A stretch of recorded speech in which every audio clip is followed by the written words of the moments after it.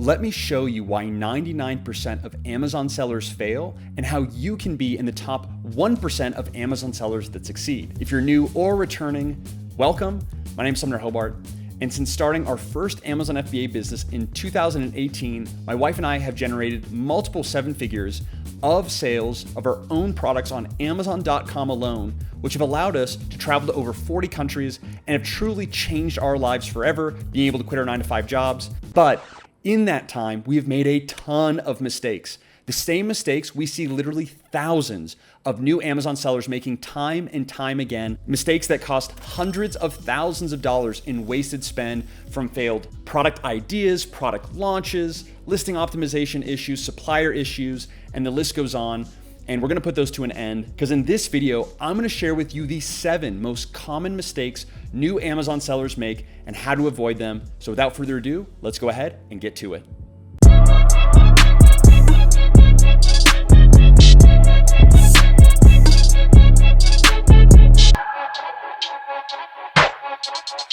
Getting started with mistake number 1 is not knowing your numbers. For example, I was just talking to an Amazon seller who generated $150,000 in revenue in a single month on a single product, and I asked him, great, how much profit did you generate? And he had no idea. Just because you make sales on Amazon doesn't mean you're making any money. It is not just important, it is life and death to know your numbers on Amazon. What I mean by that is you know what price you're selling at. You also need to know what percentage of your product costs or your total kind of costs go toward Amazon storage fees, referral fees, go toward your production costs, shipping costs, advertising expenses, your team, if you have a team, subscriptions that you've purchased, and all of that. Now it seems a bit complicated, but it really isn't when you have a template, which you're in luck. I actually have a free spreadsheet I've created for you that I'll be linking in the description section along with 11 other free Amazon tools and templates to help new sellers just like you avoid these mistakes. Basically, you can enter in your price and then start estimating or start writing in the costs as you know them all the way through to make sure you're not missing anything. So you can really know, are you going to be profitable before you start selling the product on Amazon? How horrible would it be if you spent $10,000 or more on a new product launch with everything just to learn, oh, I'm actually losing money on this product. It's the exact opposite of what we want. So by far, this is the most important, is knowing your numbers. And if you listen to any other experienced 7 or 8 figure Amazon sellers, they'll likely tell you the exact same thing. And for quick reference, in general, right, you need to pay Amazon fees. Ordering products from, let's say, China or Vietnam or even in the United States, wherever your supplier is, shipping them into Amazon's FBA warehouse, and then Amazon's handling storage, shipping, customer service. You have to pay them a fee to use their platform, which they've invested billions of dollars into creating, testing, and improving. And that comes generally to about 30% of your product price. That just goes to Amazon for those. Then aside from that, you have your product costs, your shipping costs, your advertising fees, your other business expenses like subscriptions or employees or freelancers. And then what you're left with is your net profit. And generally, what I recommend is a bare minimum of a 35% gross margin to know if a product is going to be profitable or not. Again, that's a bare minimum. Gross margin is simply think about the profit you're making before advertising. Generally, we allocate about 14% of our product price toward advertising. Again, another kind of general rule, but this can vary, can be lower, can definitely be higher as well in different categories. So, kind of think about 35% and then minus that 14%. That's what you're basically left over, also including, some other business expenses. So 35% gross margin is what we recommend as kind of a hard number, if not more, which is ideal. Otherwise, move on to a different product. Amazon seller mistake number 2, selling in a highly competitive niche. So if you spent any amount of time on YouTube, you've probably heard of different online gurus talking about how you can find a product that does $40,000 a month, $50,000, $70,000 a month, $100,000 per month products on Amazon. And you're like, that's amazing. Lots of sales mean lots of profit, which means lots of money and all of that. But here's the thing they don't tell you is the more competitive a product is, that means more units you need to order. So if you want to sell a product that does $50,000 a month, you probably need $50,000 or $60,000 up front to cover all the expenses to get that product started before you even see any profit come from that. So that's number 1. Number 2, when you're selling in really competitive spaces, think about why is someone going to choose your product over a product that has thousands of reviews, way better images. Let's say there's a bunch of blog articles and social media posts and YouTube videos about that product driving traffic every single day with very strong, what's called domain authority on Google, on YouTube, and these other sites. How are you going to compete with that? Not saying that you can't, because guess what? I have good friends and myself, we compete in some very competitive categories and succeed, and you absolutely can. However, it's gonna take a lot of capital. If it's your first time selling, I would never recommend it, because also in more competitive spaces, your competitors are more likely to do black hat tactics, right? Because they're making a lot of money. They don't want to lose this money to a new competitor. So they may leave you negative reviews that are totally fake. They buy your product, or they pay people to buy your product and leave 1-star reviews. Yes, this happens. Again, I haven't seen it as much in our categories, but in more competitive categories, this is more common.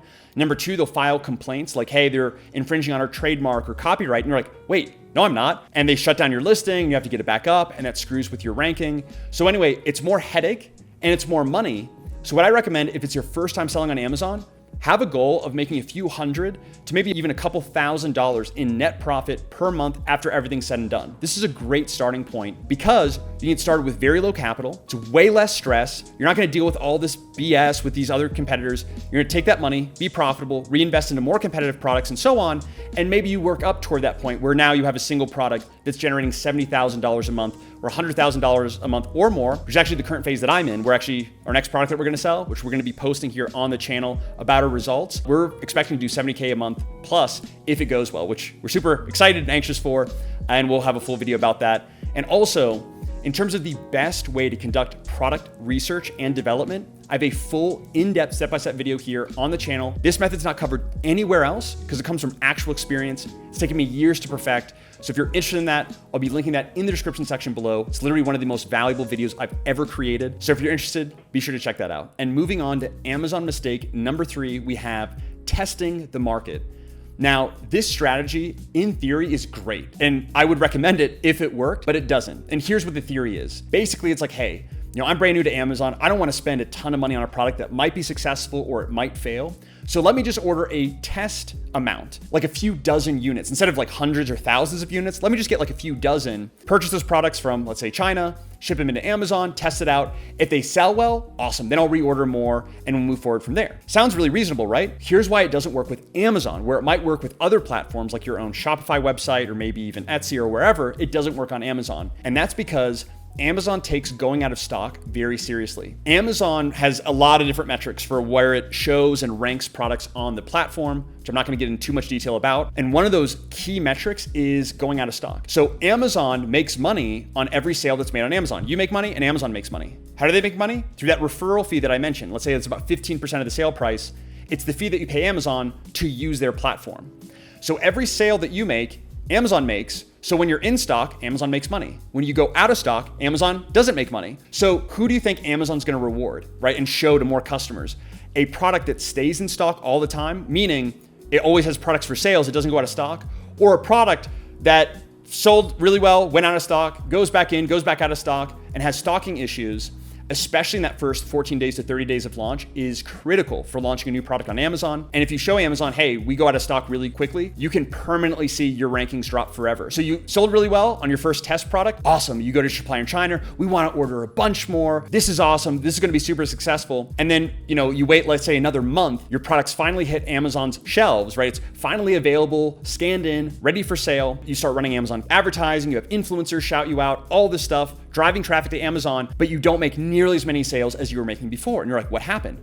It's because basically you screwed the algorithm. And at that point, it's really better to get started with a brand new listing, which is gonna take time and it's basically a mess. If you're gonna get started on Amazon, make sure you have enough inventory for reordering, right? So for that initial launch period and to reorder. So if it takes 30 days for you to get new products from, let's say, again, your supplier, wherever they're located, into Amazon's warehouse ready for sale, if it takes 30 days, and you only have 30 days worth of inventory, well, guess what? You sell. Now you're on day 30, and then you place a reorder. That's 30 days with no inventory, if that makes sense. So basically, if your lead time, again, the time it takes from ordering products from your supplier to becoming available for sale on Amazon, if that amount of time is 30 days, and you've ordered 30 days worth of inventory, then when do you need to reorder? Day 1, okay? Because as soon as you start selling on Amazon, you need to reorder already. So you might as well just order 60 days worth, right? So you have 60 days. So if it sells well for 30 days, then on that 30th day, you reorder. So by the time you go out of stock, you have more inventory in and so on. Basically, it's a game of making sure you don't go out of stock. And again, we have full videos here on the channel about lead time and how to do this.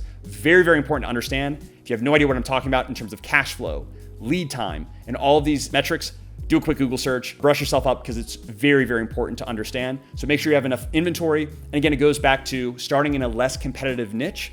It's going to require way less units anyway. So instead of like doing a test order for a super competitive niche where you're going to fail anyway, go into a smaller niche where you can order the same amount of products and sell well for, months. And for Amazon mistake number 4, we have what are called Me Too products.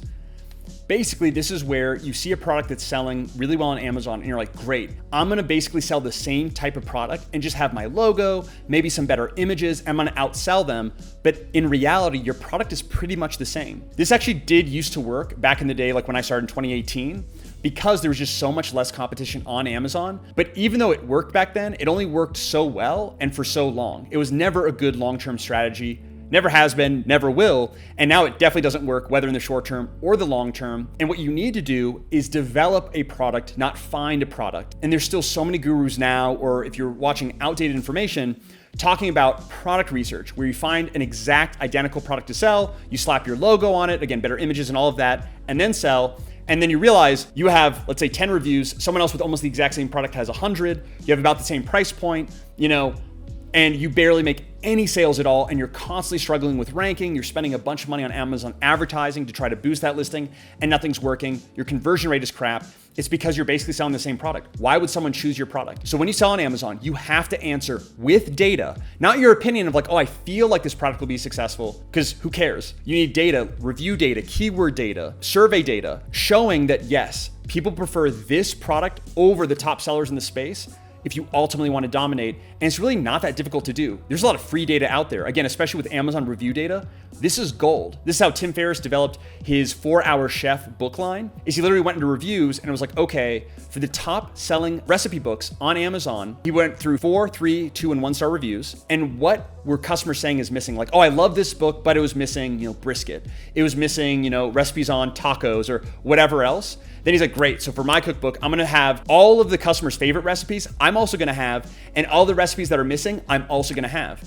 So his cookbook, let's say it's the same price, right? But it's a really sick cover too. So he made the cover look better. He made the images look better. He has actually more content, better quality content in the actual recipe book, and it's the same price. Who are you gonna choose? Even if it has less reviews. So you have to answer again with data, why is your product better? What value does it offer that the current options don't? And that doesn't come from product research, it comes from market research and product development, okay?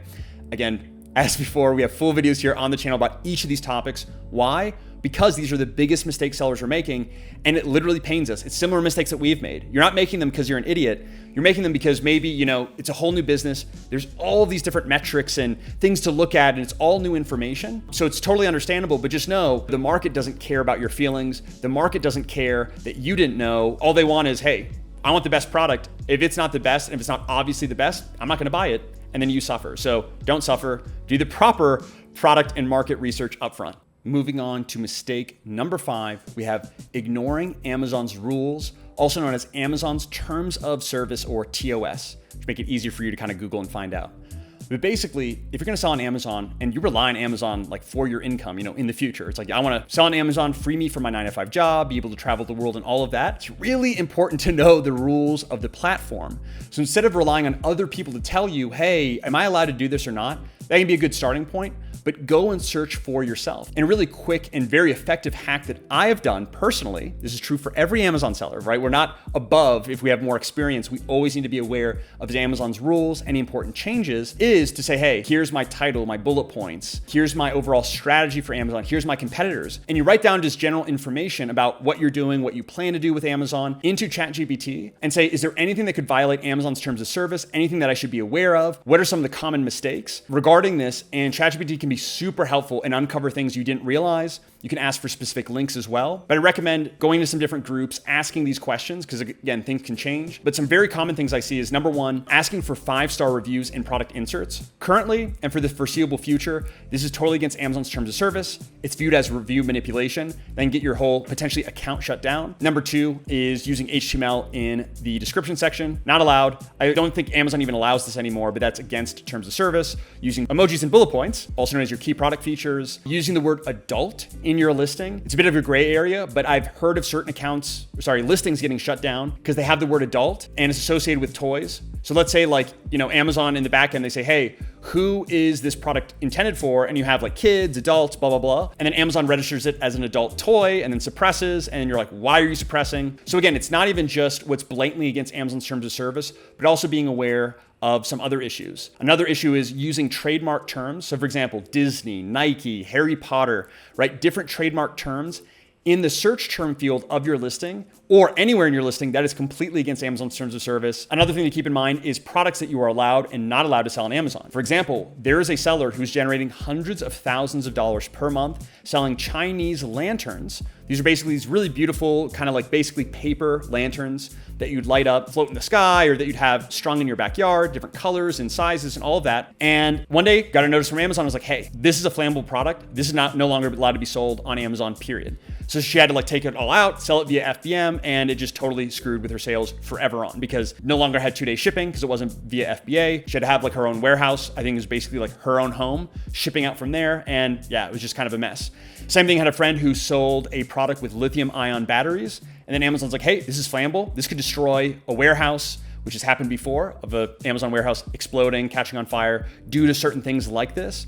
So kind of knowing also other products, without getting too complicated, that you need certain licenses or certifications for, right? You want to sell consumable products. You want to sell knives. You want to sell, dangerous products, ingestible products, things like that. It may very well require certain certifications and certain legal things that you might not be aware of or that you don't need with other products. So it's really good to kind of just use an AI tool as a very general rule. Start going through products I am and am not allowed to sell and basically educate yourself and don't rely on someone else telling you about Amazon's terms of service, because once Amazon, let's say, closes down your listing or even shuts down your entire account and you go to Amazon and say, hey, I didn't know. They're like, I don't care. It's against our rules. Bye. It's sort of like, oh, I didn't know drinking and driving was against the law of the United States. It's like, oh, well, you're going to jail. Same idea here. Again, not to scare you, but to prepare you. And that's going to put you ahead of 99% of sellers. And for seller mistake number 6 is spending the bare minimum. Now, being intentional about your money and your investing, being frugal, these are all good things. There's a difference between trying to cheap out and comp out versus allocating the necessary budget to be successful. And there's really 2 giant areas that new sellers make the mistake of when selling a new product on Amazon. Basically, the areas that they really need to be investing, they're investing very low or no money at all. Number 1 is what's called an inspection service. When you order products, let's say in China or any country for that matter, how do you know that those products are good quality, right? You agreed with your supplier, like they need to be this size, this dimensions, they need to have this type of packaging and blah, blah, blah, right? All the different specifications. You've agreed with your supplier, they've produced. How do you know that they didn't just send you a couple photos of a couple good products and the rest are just crap? You don't.